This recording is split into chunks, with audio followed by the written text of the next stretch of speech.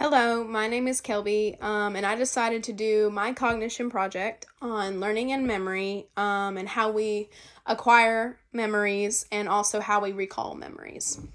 So imagine you're at your 10-year high school reunion, and as you walk in, you recognize so many faces, as if they haven't aged a day.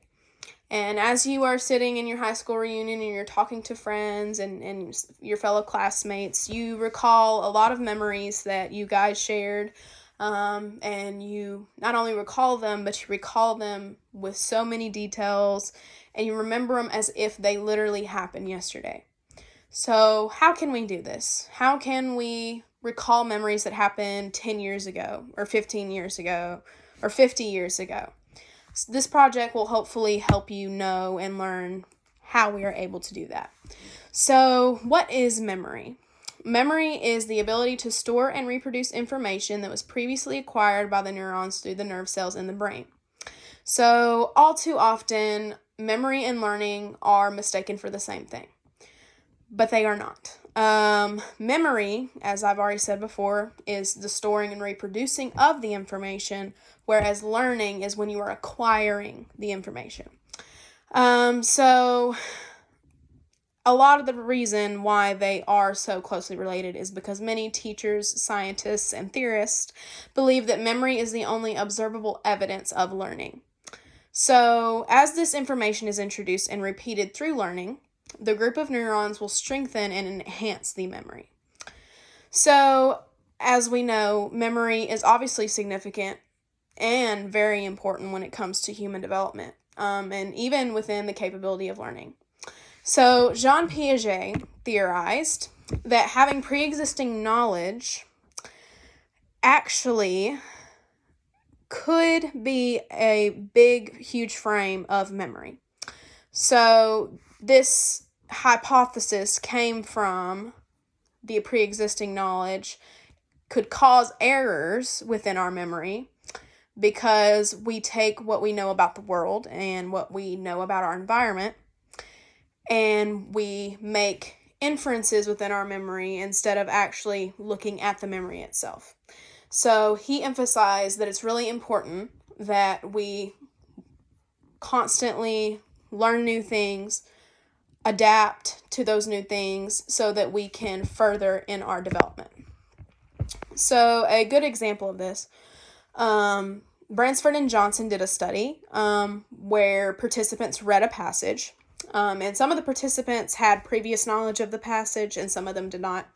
And the study basically showed that those that had pre-existing knowledge could better recall and recollect what the passage was about.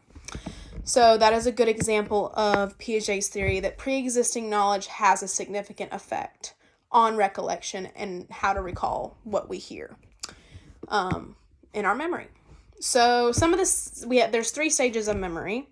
It's memory encoding, storage, and retrieval. So memory encoding is basically just when you take the information that you just, heard or seen, whatever the stimulus is, and then you change it to where you can enhance the likelihood of being able to memorize it.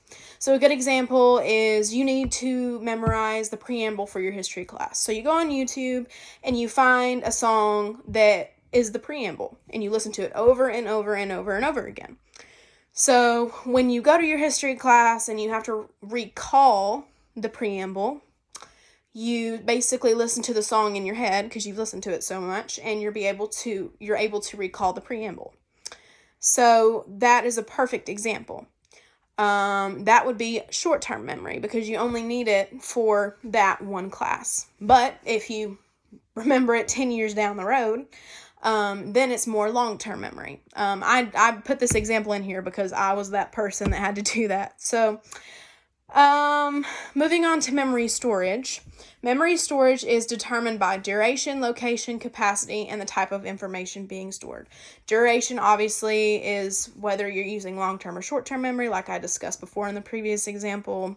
Location is obviously where it's being stored. Again, long-term, short-term memory. Although there is no evidence that there's only one location or a specified location in the brain that holds all knowledge, there is evidence that there's 2 regions of the brain that obviously have like biological evidence that shows that it plays active roles of memory. Those two regions are the hippocampus and the medial temporal lobe. So, prefrontal cortex, I'm sorry. But those areas of the brain, the hippocampus, first of all, it operates in the retrieval aspect of memory, which we will get to in a moment, where it basically just takes episodic memories and combines them to accomplish the transference of knowledge. The medial prefrontal cortex is known to be responsible for the processing of information, so that would obviously be more in the learning part. And it also can play a role in decision-making based on the pre-existing knowledge, which we retrieve by the hippocampus. So capacity is just how much information is being stored at once, and the amount of specific terms, events, context, whatever it is, how much is being stored at one time. So moving on to memory retrieval. Memory retrieval is just being able to retrieve that specific memory or that specific term, that specific context, whatever it is, being able to retrieve it from our memory. So, for example, you're asked to remember a list of words, and then 1 minute later, you're asked to repeat the words. This is a common practice used by doctors and insurance workers and all things like that, just to make sure that you have the ability to remember those words. So this would be a perfect example of retrieval because you're able to retrieve those words out of your memory to repeat them back to the doctor. So teachers and professors alike use memory testing quite often due to the relationship between learning and memory. So the main goal for all educators is for their students to learn how to be able to organize, obtain, and retrieve skills and knowledge, which is why memory is so vital for development, because if we're not able to retrieve the things that we learned the day before or even a week before, we can't pass the exam that's coming up because we can't remember. We're not able to learn. We're not able to put those skills into practice. So using the right techniques is really important for, specific students. All of us learn in many different ways. Some of us learn better visually. Some people learn, like with context. Everybody learns in a different way, which is why it's so important for teachers to know and learn how a kid best learns. So, common theories that some theorists hold that is best for memory enhancement and also acquiring knowledge.